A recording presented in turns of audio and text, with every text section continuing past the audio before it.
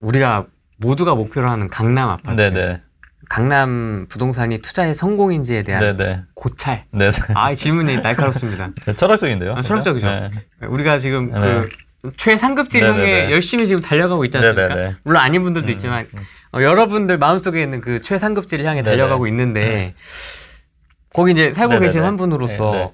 투자의 그러니까, 성공. 네. 그러니까 저도 이제 신정동, 목동 빌라서부터 시작을 했거든요. 어렸을 때도 이제 신정동에 이제 빌라에서 살다 보니까 강남 아파트가 지어지는 게 보이고 이제 그때 이제 친구들 강남 아파트 이사 간 친구들이 이제 부자가 되는 걸 보면서 아, 나도 이제 저런 아파트에 살아야겠다 이런 생각을 어렸을 때 했었고 그래서 신정동하고 이제 결혼해서 이제 빌라로 이제 처음 이제 신혼생활 하고 그 다음에 이제 아파트 사고 또 결국엔 저도 이제 강남에 와서 사는데, 근데 제가 또 한 가지 생각한 게 뭐냐면, 우리가 이제 해외여행을 가거나 이제 경치 좋은 풍경을 보지 않습니까? 근데 그게 사실 3일은 못 가더라. 3일은 못 가요. 한 달은 이상 갈 것 같습니다. 아니. 3일. 제가 갈 때마다 놀라는, 이렇게 사진 찍고. 아니, 오랜만에 가서 그렇지. 거기 라운지라 그러죠? 네네네. 스카이 라운지라고 네네. 하죠. 거기 딱 있으면은, 네. 그 앞쪽 이렇게 네. 포레스트 이렇게 쫙 뷰가 네네. 산 뷰가 있으면서 맞아요. 저쪽에 맞아요. 이제 타워팰리스? 타워팰리스가 딱 보여. 아, 저기 부익남이 저기서 촬영을 하고 있겠구나. 딱 보면서 부익남 기다려라. 나도 타워팰리스 들어간다. 이제 막 이렇게 호연지기도 좀 기르고. 아, 부르자면 타워팰리스 알아요? 거기서 촬영한다고 제가 들었는데 뭐 지금은 그래요? 모르죠. 네네네. 지금은 사옥이 있다고 하니까 뭐 어디서 찍는지 모르겠지만 네. 아, 저기 부익남이 있구나. 네. 난 여기 라운지에 있는데 뭐 이러면서 이제 그런 생각도 좀 하면서 이렇게 네. 되게 멋있더라고요. 저는 거기 노트북 들고 맨날 갈 것 같아요. 아니, 그렇지 않아요, 근데. 그것도 뭐, 진짜 뭐 한 3, 4일, 일주일이고, 그렇지 않고, 사람이 이제 더 큰 거를 하거나, 더 이렇게 약간 자극적인 걸 원하는 게 사람인 것 같고, 저도 마찬가지인 것 같고, 그리고 재벌, 그렇게 따지면 뭐 재벌들은 진짜 그냥 가만히 있어도 행복해야 되잖아요. 근데 그렇지 않아요, 또. 재벌들도 엄청 열심히 일하고, 또 엄청 또 하고, 또 스트레스도 만만치 않은 게 본인의 결정에 의해서 뭐 몇십 조가 왔다 갔다 하는 결정들을 내려야 되니까 사실 그런 스트레스도 만만치 않을 거 아닙니까? 그래서 그런 거 봤을 때 강남의 부동산에 사는 게 꼭 투자의 성공이라고 저는 보진 않아요.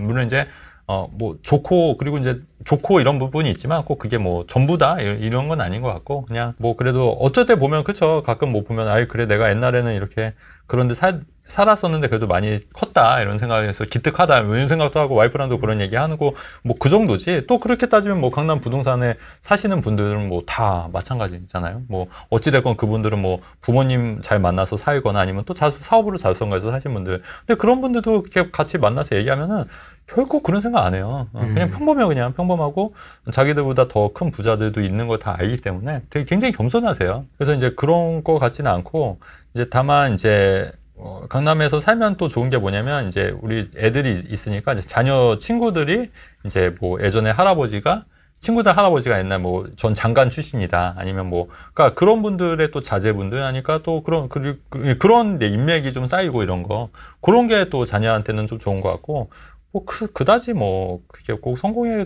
그런 건 아닌 것 같아요. 근데 사니까 좋긴 좋더라. 사니까 좋긴 좋아요. 그래서 여러분들도 가능하면은 성공해서 또 사업이나 투자로 성공해서 오시면 좋을 것 같아요. 그래서 누구처럼 뭐 강남 살아봤으면 별거 없다, 뭐 오지 말아라. 이거는 진짜 되게 본인한테 이기적인 얘기인 것 같고 아니 성공해서 잘 되면 오시는 게 맞죠. 오시고 또 능력 되면 오는 게 맞죠. 원하면. 저는 그렇게 봐요. 그다음에 또 자녀분들도 또 열심히 해서 오시면 좋은 거잖아요. 저는 그렇게 생각해요. 어떤 분들은 이제 자산으로 네. 말씀하시는 분도 있고 어떤 기준점을 이렇게 딱 정하시는 분들도 네. 있는데 대표님이 생각하시는 부동산 투자자로서의 성공은 뭐라고 생각하세요? 그런 것 같아요. 그러니까 크게 돈 걱정 없이 그냥 뭐 크게 돈 걱정 없이 그냥 살 수 있고 그냥 뭐 자유롭게 그러니까 좀 더 자유롭게 뭐 인간관계나 이런 것도 좀 더 자유롭게 뭐 그렇게 하는 거 그 정도. 그다음에 뭐 좀 그래도 제가 좋은 게 뭐냐면 그래도 저도 많이 이제 베풀려고 많이 하잖아요 사람들 많이 제가 살려고 하고 근데 그런 거 밥값 내가 내고 뭐 술값 내가 내고 뭐 그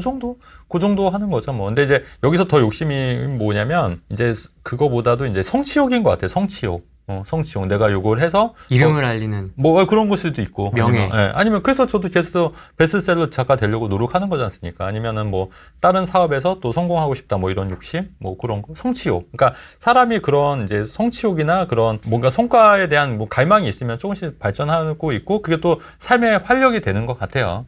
근데 이제 그 길이 뭐 매번 이제 탄탄대로는 아닐 거지 않습니까? 뭐 하다가 또 이렇게 좀 약간 이제 안 좋을 수도 있고 무너질 수도 있고 계속 하지만 어쨌든 회복 탄력성에 의해서 계속 넘어졌어도 일어나면서도 꾸준히 가는 거잖아요. 그래서 이제 제가 그 에필로그에도 썼듯이 인생의 정점을 한 번에 찍다가 내려오면 굉장히 우울해질 것 같아요, 진짜로. 근데 이제 인생의 정점을 좀 천천히라도 꾸준히 찍으면은 인생이 굉장히 행복해지지 않을까. 저는 그런 철학을 갖고 있어요. 그래서 저도 물론 이제 꾸준히 책도 쓰고 있지만은 정점을 가급적 늦게 찍으려고 또 조금씩 또 다른 것도 준비하고 있고 뭐 그렇게 하고 있는 것 같아요. 저도 철학적인 질문이 훅 들어와가지고 저도 철학적으로 그래서 추가 질문도 한번 드려봤습니다. 네. 또 가족들의 행복도 물론 중요하죠. 그래서 저도 저희 이제 애들 있고 또 이제 애들이랑 또 잘 지내고 또 와이프랑도 또 사이좋게 잘 지내고 가족들이랑 행복도 굉장히 중요하고 그다음에 아까 또 말씀드리고 싶은 게 뭐냐면 그 최근에 또 우리 막내 아들이 요새 체스에 빠져가지고 체스. 네.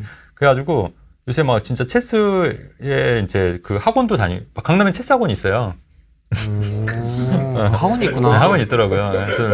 그래서 체스 학원 다니고 이제 그거 이제 또 그 인터넷으로도 체스를 사람과 하는 게 있더라고요. 그리고 저만 오면은 계속 이제 체스 두자고. 근데 어느 순간 저보다 훨씬 잘 두는 거예요.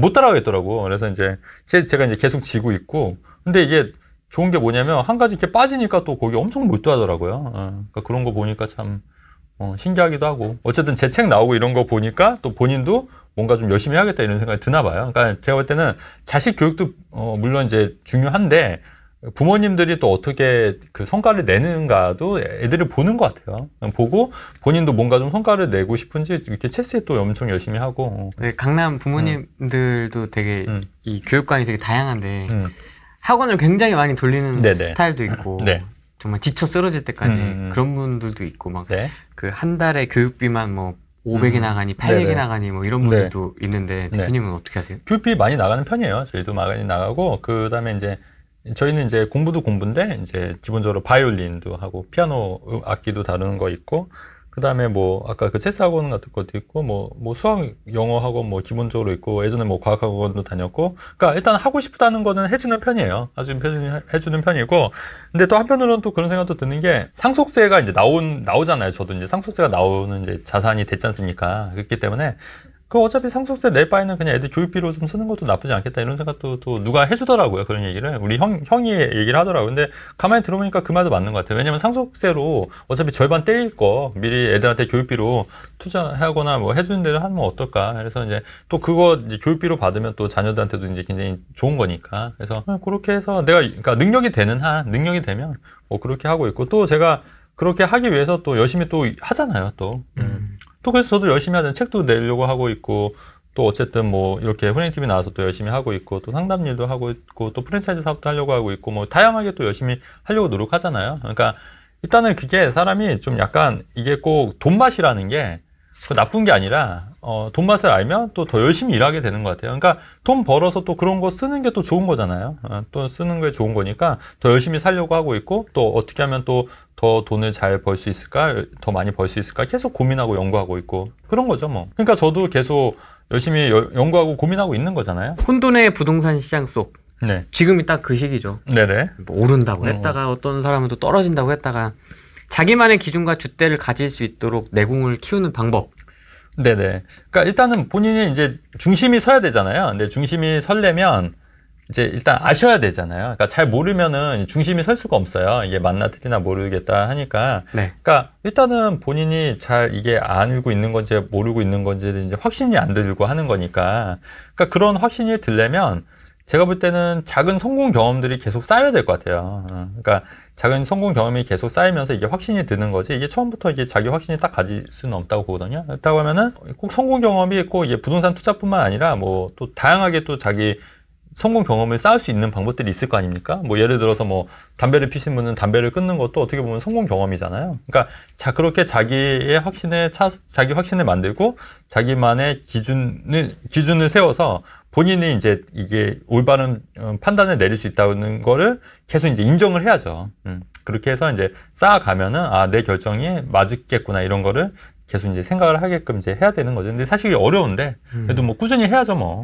이게 이제 어떤 분들은 이제 전문가분들도 그 부동산에 대한 저평가나 좀 투자 상품을 발라내는 능력이 안목이 네. 데이터로 하시는 분도 있고 그렇죠. 그렇죠? 데이터를 깊게 파서 네네. 뭐 어떤 막 정말 온갖 거시 미시 네네네. 데이터를 다 때려 넣어가지고 네. 이제 그걸 가지고 뭐 분석을 하시는 네네네. 분들도 있고 또 어떤 분들은 이제 심리를 엄청나게 분석을 해서 네네. 인간 지표, 네네네. 군중 심리 이런 것들을 이용을 해서 이제 좀 네네. 그런 걸 강조하시는 분들도 있고 네네. 심리를 읽어야 된다. 네네. 그리고 또 어떤 분들은 이제 현장에 답이 있다. 네네네. 그래서 현장을 정말 많이 맞아요. 다니면서 어쩌라는 거야 우리 맞아요. 보고 다 하라는 거야. 뭐 데이터도 봐야 되고 현장도 봐야 되고 뭐 이렇거든요 지금 네. 상황이. 근데 사실 다 맞는 말이에요. 네. 다 맞는 말인데 이제 본인의 어떤 기준을 갖고 근데 저도 전반적으로 이제 두루두루 보는 편이거든요. 이제 저는 다만 데이터는 좀 안 보는 편이에요. 사실 이제 데이터가라는 게 좀 왜곡이 될 수도 있고 또 이제 내가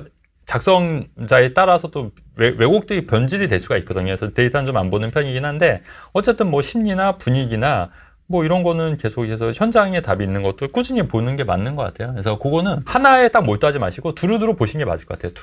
두루두루 보시면서 이제 감각을 키우시는 게 맞을 것 같고 그 다음에 이게 어려우면 정말 저는 그렇게 생각해요. 이거 아웃소싱 하면 돼요. 아웃소싱. 아웃소싱 하면 되지 않습니까?